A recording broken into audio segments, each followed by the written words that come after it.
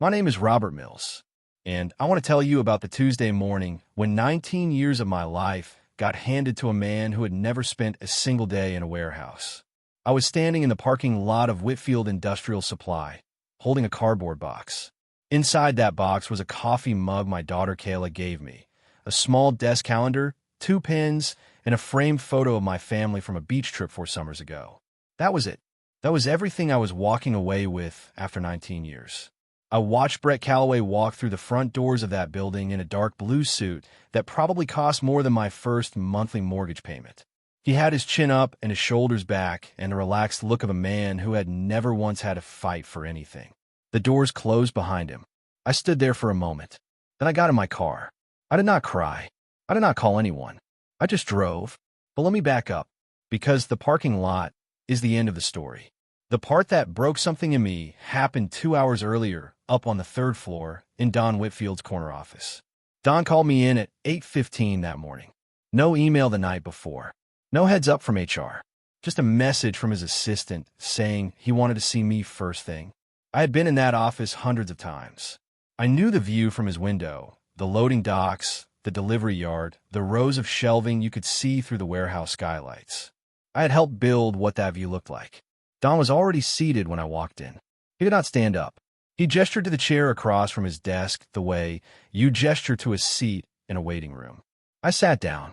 He said the company was evolving its leadership structure. Those were his exact words. Evolving its leadership structure. I remember thinking how clean that phrase sounded. How carefully it had been chosen to mean something without saying anything.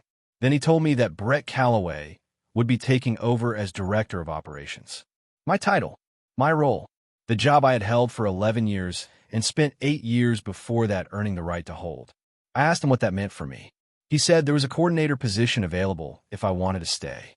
He said it like he was doing me a favor, like he was being generous. The coordinator role would have meant reporting to Brett. It would have meant a pay cut of $31,000 a year. $31,000. I had a mortgage on a house my wife Linda and I were proud of.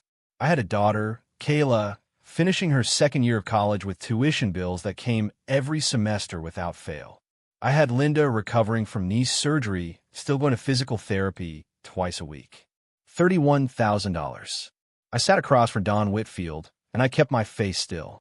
I had worked for this man for 19 years. I had covered for his bad decisions more times than I could count. I had stayed late when projects went wrong. I had driven to client sites on weekends to hold relationships together. I had sat in rooms where deals almost fell apart and brought them back. I had done all of that quietly, without asking for credit, because I believed the work spoke for itself. He talked for 11 minutes. I counted later, thinking back on it. 11 minutes to undo 19 years. When he finished, I told him I appreciated the conversation. I stood up. I shook his hand. I walked to my office, put my things in a box, and I left. I did not take the coordinator role. I did not argue. I did not make a scene. I did not give Don Whitfield the satisfaction of watching me fall apart. I just left. And here's what I knew. Walking out of that building and across that parking lot with my little cardboard box, I was not the one making a mistake that morning. He was. I want to be clear about something. I'm not telling you this story because I need sympathy. I am telling it because I want you to understand exactly what was in that building when I walked out of it. I started at Whitfield Industrial Supply 19 years ago as a logistics coordinator. Fresh out of a state school with a supply chain degree, a used car, and no connections in the industry. I learned the job from the ground up. I spent 2 years on the warehouse floor learning how inventory actually moved before it became a number on a spreadsheet. I moved into procurement, then vendor management, then operations planning. Every step I took, I earned. By the time I became director of operations, I was not just managing people and processes. I was the person the company called when something went wrong at 11 o'clock at night. I was the person vendors asked for by name when they needed a decision made. I was the person clients trusted because I had shown up for them, not once, not twice, but consistently for years. I built the inventory management system the company still runs on today. The old system collapsed in 2009 during a period of rapid growth, and Don Whitfield came to me personally and asked me to fix it. I spent 4 months designing and implementing a new system from scratch. If this is your first time here, hit subscribe to join our community. I share real workplace stories every day for anyone who believes quiet competence should always be respected. That system tracked every unit of product, every delivery window, every vendor lead time, and every client order priority. It was not fancy, but worked. And it still worked, running the same way 12 years later. I negotiated the 3 largest supplier contracts in company history. I personally held the Harmon account, their single biggest client by revenue, through 2 separate crises where most people would have lost it. I knew every shortcut, every workaround, every fragile corner of that operation that looked fine from the outside but needed careful handling. I also knew things Don Whitfield probably forgot I knew. Which compliance reports had been filed late and why. Which vendor agreements had language gaps that could become legal problems under the wrong conditions. Which clients were loyal to Whitfield because of me, because of a relationship I had built, and not because of anything the company itself had done to earn that loyalty. I'm not saying any of this to sound important. I am saying it because when Don sat across from me in that office and spoke those 11 careful minutes, he was treating me like a department head he could swap out, like a name on an org chart. He was not thinking about what left the building when I did. At home, I had a wife named Linda who was doing her physical therapy exercises every morning because she believed in getting back on her feet. I had a daughter named Kayla who called every Sunday and was building something real for herself one semester at a time. I had a house with a mortgage I had never once missed a payment on. Those things mattered to me more than any title. They were also the reason I needed to be careful. Steady. Smart. Don Whitfield thought he was making a simple personnel decision. He had no idea what he had just set in motion. I want to be fair about Brett Calloway. I have thought about this a lot, and I do not think he was a bad person. I genuinely do not. He was not cruel. He was not lazy in the obvious way. He showed up on time, dressed well, smiled at everyone, and worked long hours, at least in those first few weeks. But none of that mattered, because he did not know what he was doing. And in operations, not knowing what you are doing is not a small problem. It is the whole problem. Brett was 34 years old. He had an MBA from school I will not name, 2 years at a marketing consultancy, and a family connection that opened a door no amount of education or hustle would have opened for him on its own. He was married to Ashley Whitfield, Don's only daughter. And Don loved that young man the way some fathers love the son they never had. I understood it. I even felt something close to sympathy for Brett at first, because I knew he had been handed something he was not ready for. That is not entirely his fault. The fault belongs to the man who handed it to him. The first week Brett was in my old role, I was still technically finishing out a transition period, a few days of overlap that Don had requested and that I agreed to out of professionalism. I watched Brett walk the floor. I watched him talk to the team. And I listened carefully to the questions he asked, because questions tell you everything about what a person understands. He asked why we kept so much safety stock on the secondary vendor items. It is a fair question on the surface. The answer is that our primary vendor for those items had a history of lead time delays in the fourth quarter, something I had documented and planned around for years. I explained this. Brett nodded. I could see he was already thinking about something else. He suggested in a team meeting that we consider cutting the weekend dispatch crew to reduce overtime costs. He said it confidently, like a man presenting a logical solution. The room went quiet. Nobody corrected him. I was the only one in that room who said, clearly and calmly, that the weekend dispatch team processed close to 40% of Monday's outbound orders. Cutting them would back up the entire start-of-week delivery cycle.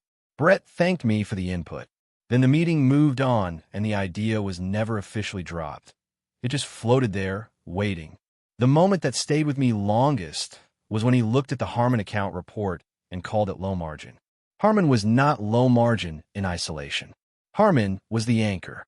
They were $2.3 million in annual revenue, yes, but more importantly, their contract volume gave us leverage with 2 of our top suppliers.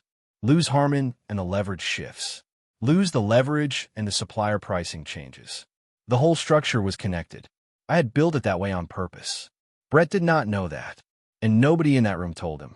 That was the moment I understood the real danger. It was not Brett. It was the silence around Brett. A room full of people who knew better, saying nothing, because the owner's son-in-law was now the man in charge. I finished my transition days. I shook hands. I left, and I heard through a former colleague, about 10 days later, that Brett had already begun making changes. Real ones. And nobody was stopping him. The first morning I woke up without a job to go to, I sat at my kitchen table for a long time. Linda brought me coffee and sat across from me and did not say anything for a while. That is one of the things I love most about her. She knows when to let silence do its work. I did not spiral. I want to be honest about that, because it would be easy to make this part of the story dramatic in a way it was not. I did not fall apart. I did not drink too much or stop sleeping or spend days staring at the ceiling. I'm not built that way. What I did was think, and then I made a plan. The first thing I did was update my resume. It had been 11 years since I had touched it. I sat down with a blank document and started writing out what I had actually done at Whitfield Industrial. And somewhere around the second hour, I stopped and just looked at the screen. The list was long. The numbers were real. The results were documented. I had been so deep inside the work for so many years that I had stopped seeing it clearly. Writing it down reminded me of something important. I was good at this. Not just competent. Good. I reached out to 3 industry contacts in the first week. Carefully, professionally, no desperation in my voice. 2 of those conversations turned into something that felt serious within 2 weeks. I kept my options open and stayed patient. I was also careful about what I kept when I left. I made sure I had personal copies of everything I was legally allowed to have, my own performance reviews, the commendation emails from clients, the thank you notes I had received over the years, records of projects I had led. Nothing proprietary. Nothing that belonged to Whitfield. I was precise about that boundary. But I built a file that told my full professional story clearly and completely, in case anyone ever asked. The news from inside Whitfield started finding me without me going looking for it.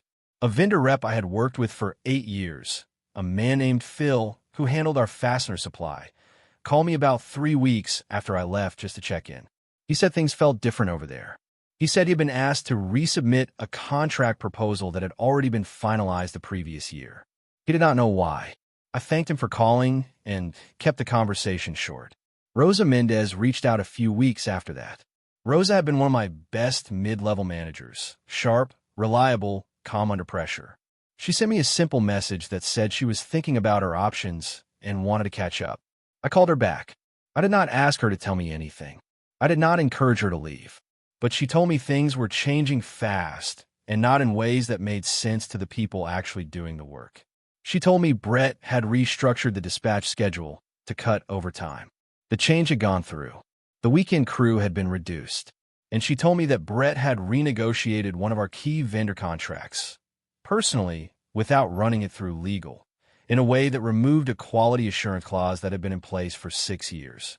I knew exactly what both of those decisions would eventually produce. I did not feel satisfied.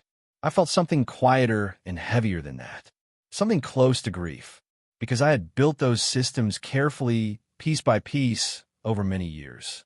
And I was watching someone dismantle them without understanding what they were holding. 6 weeks after I walked out of that building, I got a text from Rosa. It was 2 words. Harmon sent a letter. I set my phone down on the kitchen counter and stood there for a moment. I was not surprised. I had known this was coming the way you know a storm is coming when you can feel the pressure in the air change. You do not need to see the clouds. You already know. Let me tell you about the Harmon account, because you need to understand what that letter actually meant. Harmon Manufacturing had been a Whitfield client for 14 years. They were not just a big account. They were the kind of account that hold an entire business relationship structure together. $2.3 million in annual revenue. But more than the number, Harmon was the reason 2 of our top suppliers gave us the pricing terms they did. We were a priority account for those suppliers because Harmon's volume made us worth treating that way. Lose Harmon, and the whole pricing arrangement weakens. I had explained this to people at Whitfield more than once over the years.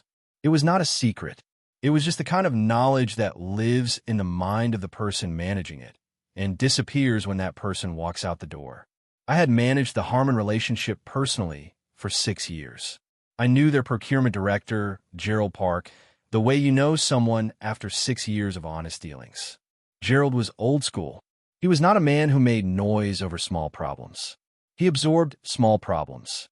He worked through them, but he kept a mental record, and when a pattern became clear to him, his decisions became permanent. He was not the kind of man who gave second chances easily once his trust had been broken. Brett Calloway had never met Gerald Park. Not once. Not a phone call. Not an introduction email. When Brett took over as director of operations, he did not reach out to Harmon. He did not reach out to any of the major clients. I found out later, through Rosa, that Brett had looked at the account list and assumed the relationships would simply continue because the contracts were still active. Like clients were just line items that renewed themselves. Gerald Park was not a line item. The letter Harmon since cited 3 consecutive late shipments over a 40-day period. It also cited a quality discrepancy on a bulk fastener order, a discrepancy that was directly connected to the vendor contract Brett had renegotiated. The lower-grade material that vendor was now shipping fell within the new contract terms Brett had agreed to, but it did not meet the standards Harmon's own production process required. They had started seeing defects downstream. They had flagged it internally. Then they put it in writing and sent it to Whitfield. Rosa also told me that returns had started coming in from 2 other clients on the same material. The operations team was scrambling to figure out where the problem was coming from. She said Brett had held a 2-hour meeting to work through the issue. She said he had gone through supplier performance data, shipping logs, and warehouse intake records. He never looked at the contract. He never identified the quality clause that had been removed as the source of the problem, because he did not know the clause had ever existed. He had signed a new version of the contract and moved on without understanding what the old version had protected. I'm not telling you this to embarrass him. I am telling you this because this is what happens when institutional knowledge disappears from an organization. It does not announce itself. There is no alarm. Things just start going wrong in ways that are hard to trace if you do not already know where to look. I knew exactly where to look. The crack was small still, but I had worked in operations long enough to know that small cracks in load-bearing structures do not stay small. They grow. 2 weeks after Rosa's text, I got a phone call from a number I did not recognize. The woman on the other end introduced herself as Patricia Ennis. She was the chief operating officer at Caldwell Logistics Group. I knew the name. Caldwell was a regional player, smaller than Whitfield, but they had been growing steadily for 4 years in a way that serious people in the industry had started to notice. They were not flashy. They were methodical. That told me something about how they operated. Patricia got to the point quickly. She said she had been watching my career for some time.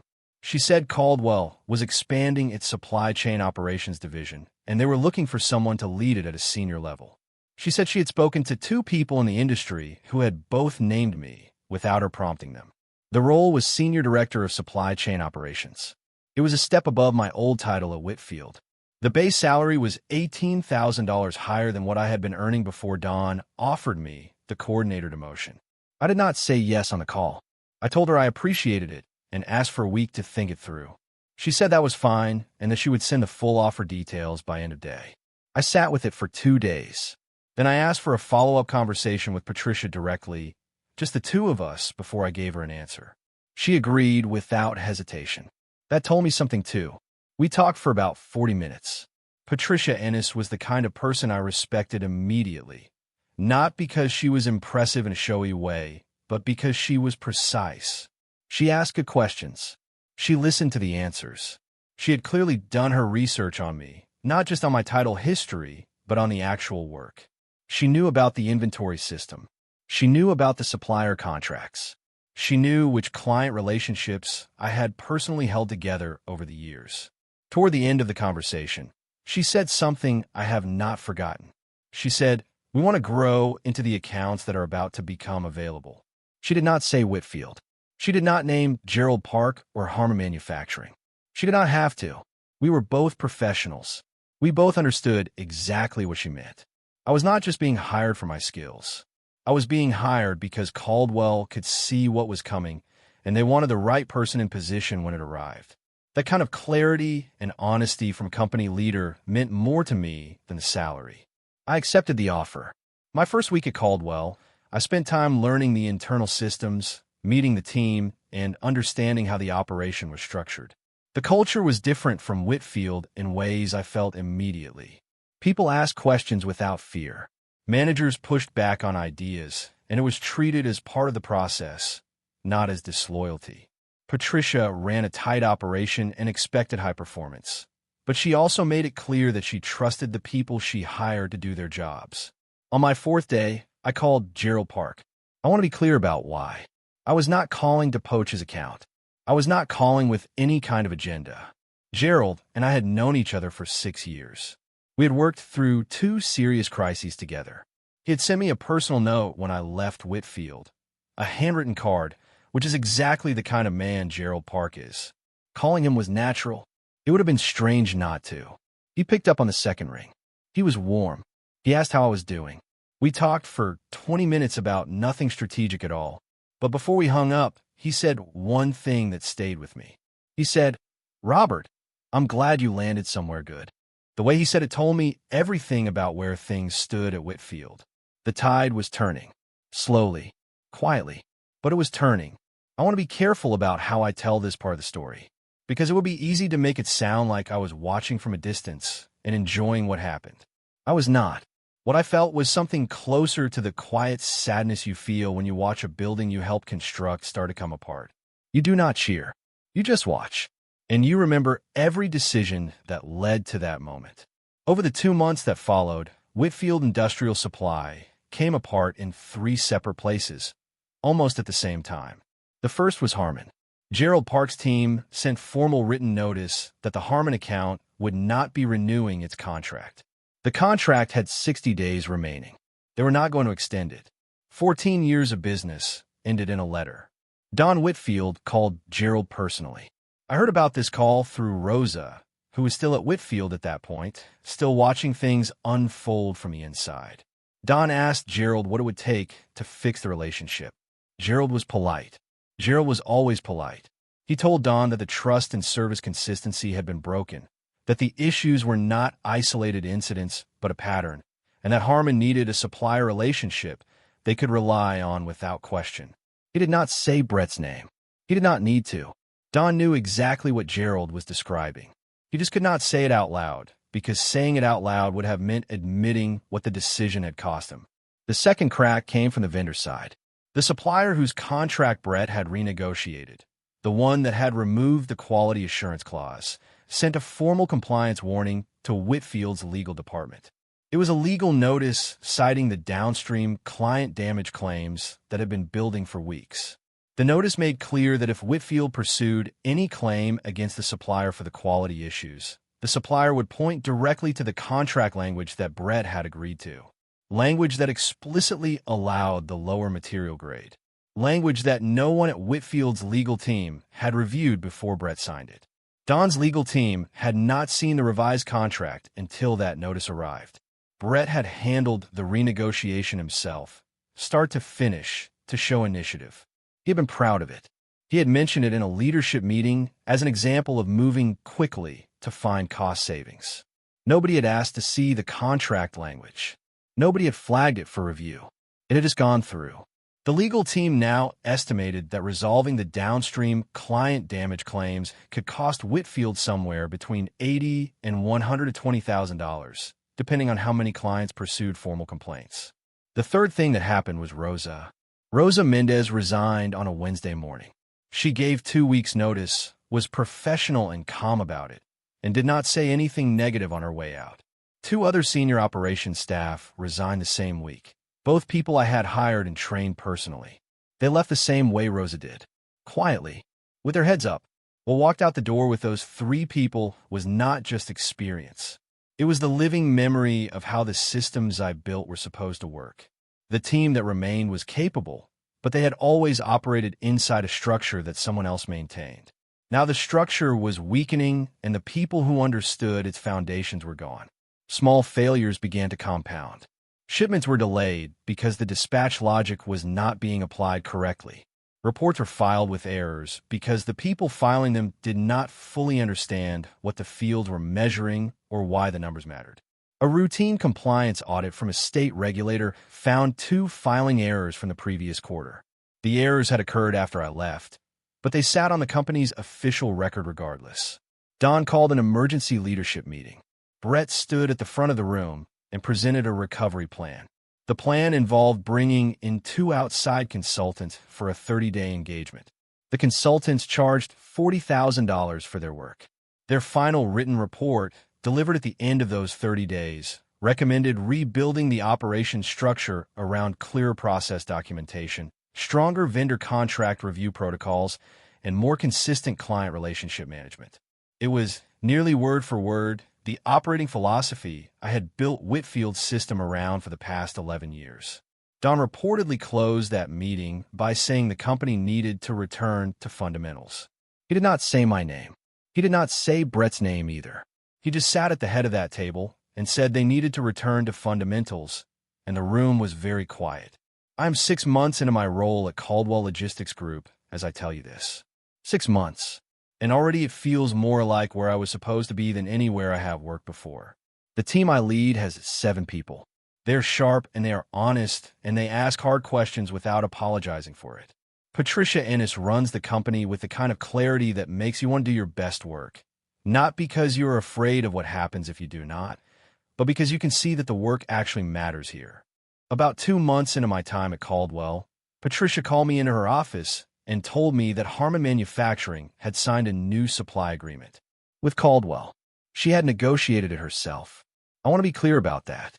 I did not orchestrate it. I did not work any angles. I had one honest phone call with Gerald Park in my first week and said nothing strategic. But 6 years of genuine relationship meant that when Gerald's team was evaluating new suppliers, my presence at Caldwell was a factor in their comfort level. Patricia told me that Gerald had mentioned my name during the final conversation. He had said he trusted the operation I was part of. It was the largest single account Caldwell had ever signed. I did not say much when Patricia told me. I thanked her. I went back to my desk.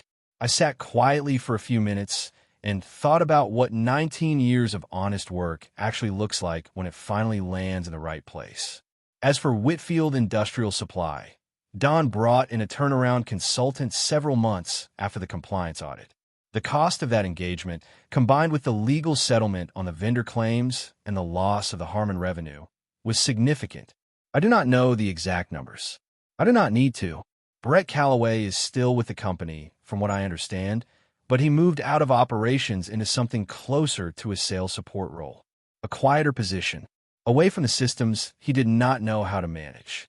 Don Whitfield never called me. I did not expect him to. Linda's knee is fully healed. She went back to her morning walks in October and has not stopped since. Kayla finishes college in the spring. The mortgage is current. Everything I was afraid of losing when I drove home that Tuesday morning with a cardboard box in my passenger seat. I held on to all of it. Here is what I know now, after all of it. Loyalty without discernment is just habit, and habit is not the same thing as wisdom.